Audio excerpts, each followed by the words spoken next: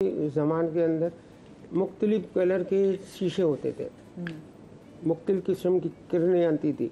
हाँ, जो तो उससे आपकी नेगेटिव भी ख़त्म हो जाती थी और पॉजिटिव अंदर आते थे।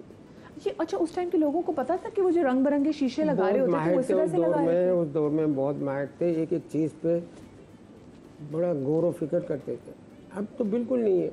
अब तो रोशनी के घर में जगह भी कम है। पहले रोशनदान होते थे, ये होते थे, तो अंदर रोशनी आती थी और उसका भी एक सिमत होती थी कि रोशनी किस सिम से आनी है, हवा किस सिम से आनी है। सबसे बड़ी बात है कि पहले तो घर में चेक किया जाए कि नेगेटिव है या नहीं है। सिंपल सा तरीका है, 7 लौंग ले ले, हाथ पे रखे, आपके जितने भी कमरे हैं सब में घूमे लौंग, हाँ ऐसे ओपन रखना है, ऐसे घूमे, और एक बर्तन हो या प्याली हो या गिलास हो उसमें डाल के रात को रख दे। सुबह उसको देखिए आप, अगर सीधे पड़े हुए हैं तो नेगेटिव कम है, अगर खड़े हुए हैं ओपनली खड़े हो जाएंगे तो बहुत ज़्यादा नेगेटिविटी है। ये कितनी सिंपल सी बात है, हर शख्स कर सकता है अपने घर में। तो लोग सॉल्यूशन देते हैं, बताते हैं, सॉल्यूशन कोई भी नहीं देता, इसका सॉल्यूशन भी है। किसी खास कोने में रखते, मुझे बताएं, जैसे हम 7 लौंग ली और हम अपने घर के सारे कमरों में गए और उसके बाद रात में हमने इसको एक कॉली में रखा, छोटी सी, चाहे वो स्टील की हो चाहे चीनी की हो, ठीक है, नजर आनी चाहिए ना, ठीक है, आपको नजर अपने कमरे में रखने चाहे आप, हाँ ठीक है। तो सुबह देखेंगे अगर बिल्कुल सीधी पड़ी हुई है तो कम है, होती तो सब में आती है, लेकिन जब ये खड़ी हो जाए तो समय बहुत ज़्यादा है। अभी इसको डिसॉल्व भी तो करना है ना, कैसे करना है? जी जी, वाइट सिरका है ना, इसके पोंछे लगाओ 7 डे, वाह, फिर वापस चेक करो, सारी सीधी होंगी। और हर घर में, अच्छा मैं आपको ये बताऊं कि हमारे घर में जो पोछा लगता है उसमें सिरका जरूर डलता है। जी जी, ये तो हो गया, मियां बीवी में बहुत झगड़े हो रहे हैं, तो यही अपना गुलाब का अर्क होता है, तो उसको घर में छिड़क दे, झगड़े खत्म हो जाएंगे।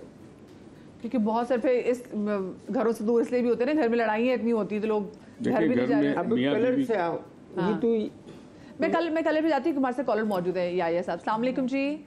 वालेकुम सलाम, वधिया, आपको बहुत सलाम, बहुत अच्छा टॉपिक लेके आएंगे, लेकिन क्योंकि आज मेरे उस्ताद मोहतरम डॉक्टर मुईज़ भाई बैठे हैं, मुईज़ साहब बैठे हैं, इनसे बहुत कुछ हमने सीखा, और ऑन एंड ऑफ प्लीज वो बुलाया करें, क्योंकि समाज की जब से डांटते हैं ये मॉर्निंग पकड़े नहीं जाते, क्या करें, हम इन तक पहुंचते हैं, आगे पहुंच जाते हैं। मैं इनसे रिक्वेस्ट करूँ, मेरी बात ये सुनते हैं और हर मैसेज के जवाब देते हैं, ये आएंगे, क्योंकि समाज से इनका ताल्लुक बहुत पुराना है। जब माया खान प्रोग्राम करती थी, इस बात से मैं भी 2-3 दफा आया, प्रोग्राम माया ने बुलाया, तब से मेरा ताल्लुक है, ये जरूर आएंगे, मेरी इनसे दरखास्त है। अच्छा, क्योंकि कमिंग बैक टू टॉपिक, सबको मेरा सलाम हो। देखिए बात ये है कि घर बड़ा हो या छोटा, मतलब इससे कोई फर्क नहीं पड़ता। घर जितना खूबसूरत हो, चाहे उसमें एसी लगे, चाहे उसकी लगे, आपस में प्यार मोहब्बत नहीं होगा, आपस में अफेक्शन नहीं होगा, तो ऐसा घर आपको कंफर्ट कभी भी नहीं दे सकता। बिल्कुल सही बात तो है। सबसे पहली बात है कि आपस में रिलेशनशिप अच्छा करें, अपने ताल्लुकात को बेहतर करें, ये बहुत जरूरी है, फिर वो घर, आपका मकान जो है घर बनेगा। और दूसरी बात, क्योंकि आपके टिकर बहुत अच्छे चल रहे हैं, देखिए घर की जिम्मेदारी किसी एक पर्सन पे नहीं होती, हर एक को पार्टिसिपेट करना चाहिए।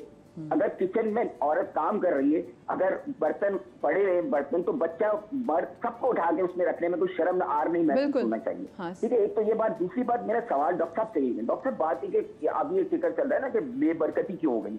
बेबरकती जाहिर बात है नातपाकी से होती है, बेईमानी से होती है और गंदगी से होती है। तो ये घर की बरकत को वापस लाने के लिए हमें क्या करना चाहिए, हमें क्या रिवाइवल करनी चाहिए, क्या हम गलतियां कर रहे हैं जो हमें इसको रेक्टिफाई करना चाहिए। This is my question to all of you, thank you so much. जी जी, बहुत शुक्रिया। और आज का हमारे शो का भी यही है कि जो घर की बरकत को वापस कैसे लेके आया जा सकता है, और ऑफ कोर्स मैं अब ये टाइम भी तो मैं इस पर पूछूंगी भी।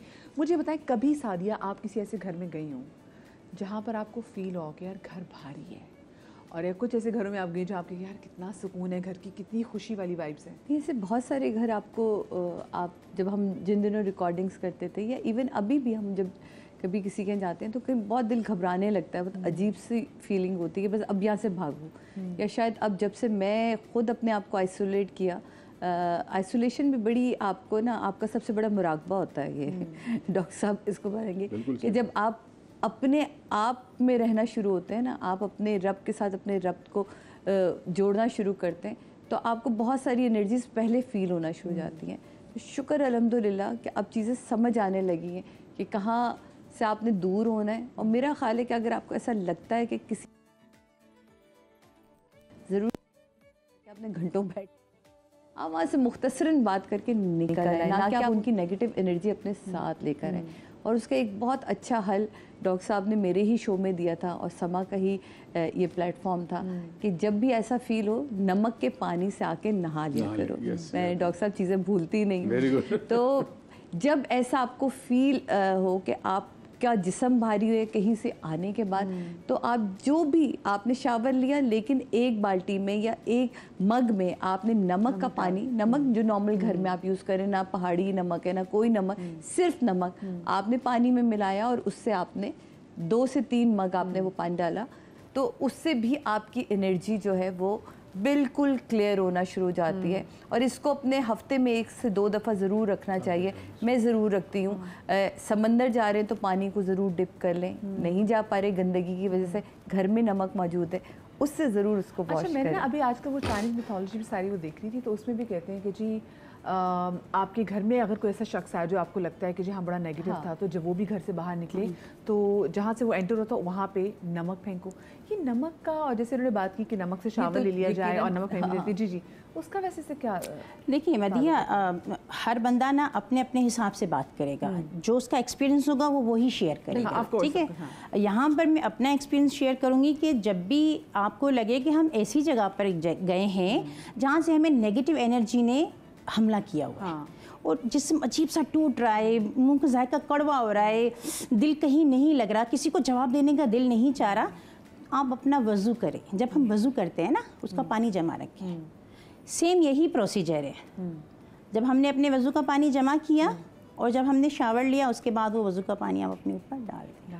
अगर किसी की हसद है, अगर किसी की नज़र लगी है, अगर कोई नेगेटिव एनर्जी, मैं आपसे पूछती हूँ, मुझे ब्रेक लेनी है, मैं ब्रेक से वापस आऊँगी और वो जो नमक का क्या लेन देना मैं डॉक्टर मुझसे पूछूंगी, लेकिन छोटी सी ब्रेक के बाद कहीं में जाइएगा।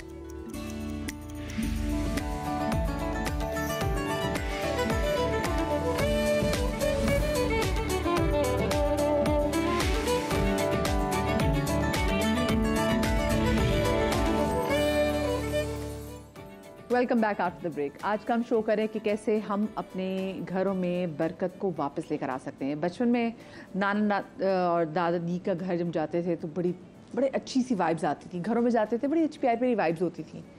लेकिन अब ना ऐसा लगता है कि वो जो बरकत वाली वाइब्स है, ठीक है, हमारे बुजुर्ग भी वो नहीं रहे, तो वो हमारी घरों की वाइब्स भी वो नहीं रही, घरों की एनर्जीज भी वो नहीं रही। हम तो घरों की एनर्जीज़ को बेहतर कैसे कर सकते हैं कि घर जब आप आएँ तो आपको असल में सुकून मिले। और ब्रेक पर जाने से पहले हम ये बात कर रहे थे ना कि कुछ घरों की एनर्जीज ऐसी होती है जो आपको बॉदर करने लग जाती हैं। आप जैसे उन किसी के घर गए हो जहाँ की एनर्जी आपको लगे कि यार बड़ी हैवी एनर्जी, बड़ा भारी घर है, जब घर वापस आते हैं ना आप ड्रेन्ड होते हैं, आपकी नींद भी उड़ जाती है, आप उन बातों के बारे में भी सोचने लग जाते हैं जो उस घर के रहने वाले लोगों ने आपसे की होती हैं, और उस घर की कोई ना कोई ऐसी चीज़ आपको बॉदर करती रहती है। तो हम उस पर बात कर रहे थे।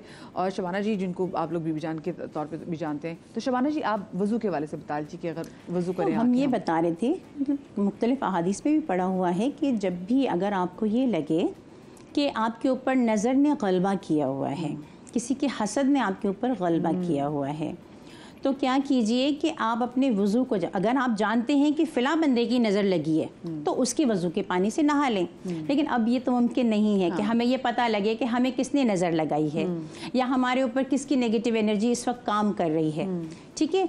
तो हम अपने ही वज़ू के पानी से जब अपने ऊपर ये पानी डालते हैं तो वो तमाम की तमाम नेगेटिव एनर्जीज धुल के ख़त्म हो जाती है। मैं एक बात पूछूँ, वज़ू के दौरान क्यों नहीं जाती नेगेटिव एनर्जी? नहीं, वज़ू के दौरान भी जाती है, ज़रूर जाती है, कैसे नहीं जाती।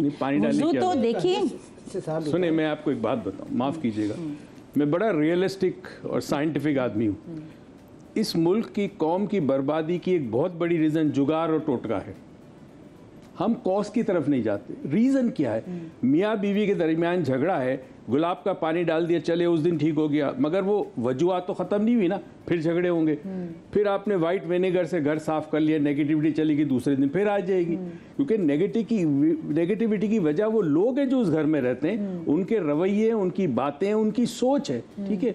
तो वजू के पानी से इंसान बिल्कुल पॉजिटिव हो जाता है। मैं मानता जो हूं नेगेटिविटी को प्रोड्यूस करती हैं। नहीं, मेरी बात सुनिए। दो वजूहात हैं। देखिए हम आपकी बात सुन रहे हैं, आप सारी एतकाद की बात कर रही है, आप सिर्फ एतकाद की बात कर रही है। नहीं, जो वजू नहीं करता, एक मिनट, जो वजू नहीं करता, हम इस बात पे आ रहे हैं। हम आप हमारी बात तो सुनिए ना, मोहित साहब आप हमारी बात तो सुनिए। देखिए इंसान अशरफुल मखलूकात है। कहीं पर भी देखा है आपने कि मुसलमान अशरफुल मखलूकात है? कहीं सुना है आपने? नहीं, बिल्कुल। आपने क्या सुना है? इंसान अशरफुल मखलूकात है। क्या इंसानों में सिर्फ मुसलमान आते हैं?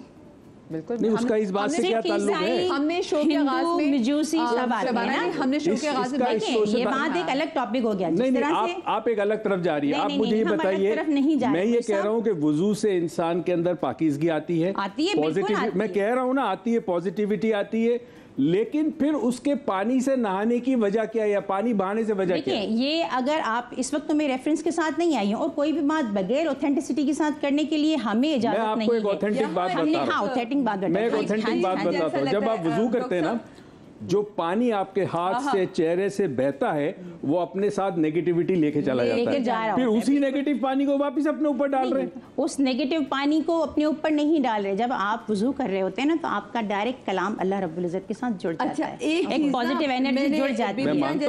अगर नेक्स्ट टाइम आपके साथ प्रोग्राम मिला तो मैं जरूर आपको साबित करूंगी कि ये प्यारे आगा नबी सल्लल्लाहु की कई बातें हैं, मैं आपको जरूर साबित करूंगी। अगर आप बेशक हमारी जान पे कुर्बान। जी जी, सिर्फ मैं ये बता रहा हूँ, कुरान में परवरदिगार बार बार क्या कह रहा है, तुम सोचते क्यों नहीं हो?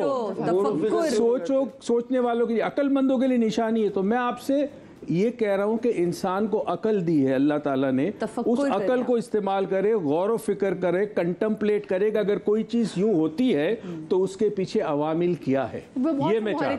अच्छा, डॉक्टर नबिया अली खान हमारे साथ इस वक्त लाहौर स्टूडियोज में मौजूद भी हैं।